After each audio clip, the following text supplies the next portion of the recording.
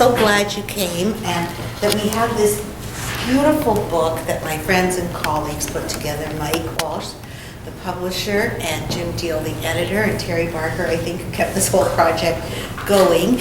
I want to tell you a little bit about my memories of Milton, because Milton changed my life, and that's what you were saying too. And it's a funny thing, isn't it? I met him when I was quite young. I was trying to complete a doctoral thesis at Queen's, which is always a terrible thing to do, and I don't recommend it.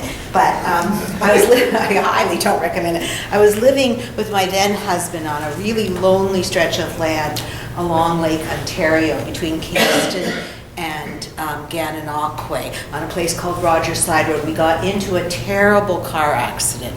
You can still say, I still have the scar. This is 35 years later, however long it is. Anyway, I was thinking I really needed to get out of Kingston, and Milton came to stay with us in this great big old 1820 farmhouse on the lake.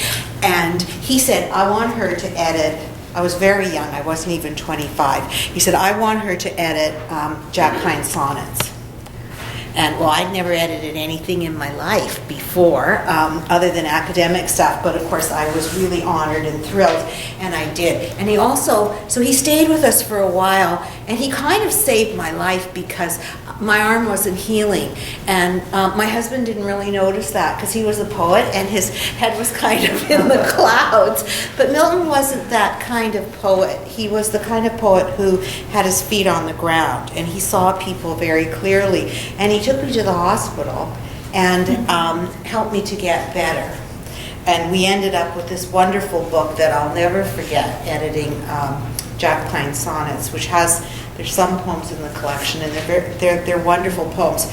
But then it didn't end there, because Milton helped me get a job. I didn't want to leave Kingston. Helped me get a job as the editor at Steel Rail Press. And I'm sure a lot of you will remember Steel Rail Press. It was sort of came after New Canada Press, NC Press. And I'd never had any experience running a press. And here I was, editor and head shipper and head packer. And I had to do everything, and I didn't know how to do anything. So Milton, who liked to have a drink across the road at King and Bathurst at the Wheat Chief, would come crawling up to the third floor of this building pretty well every day and help me out, really, and give me a hand. And at one point it looked like the press was going under. We had no money. I mean, you can imagine, this must have been 1976 or 77, I think. Milton had just gotten a big Canada Council grant, because of course he was a great poet, and in my view, one of Canada, if not the great poets of the century.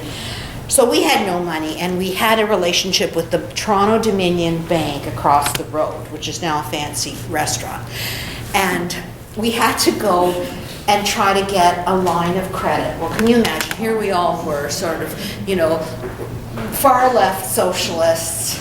A lot of us had been in CLM and had left, and we had to go to this bank manager. I'll never forget it. His name was Mr. Perks. And so Milton got dressed up, and he was wearing, nice clothes, and he put on sort of something like a tie over his plaid jacket. He was wearing sneakers for sure, and I didn't know. I'd never gotten a line of credit. I didn't know anything. And in we went to talk to Mr. Perks to ask him if we could have a line of credit for $10,000 to keep Steel Rail Press going. So here was Milton, here was me, Milton and me, and I'm really young, and Milton's Milton. And what Milton did, which kept the press going and did in fact change my life, was he put his Canada Council grant up as collateral, which was about 10 or 15,000, I'm not sure, I don't remember exactly. But he put it on the line, and that was the way, that was Milton, and that was the kind of human being he was. And this guy gave us the line of credit, and Milton's books came out, and you know what? They sold a lot of copies because people loved him. And we made money, and we paid back the line of credit, and Steel Rail Press went for a long time. And it changed my life, because I went on and worked at the Quill and Stewart and was the editor at Quill and Choir magazine, and have done really a lot of things that have made me happy in publishing, and it really is because of our dear friend Milton. So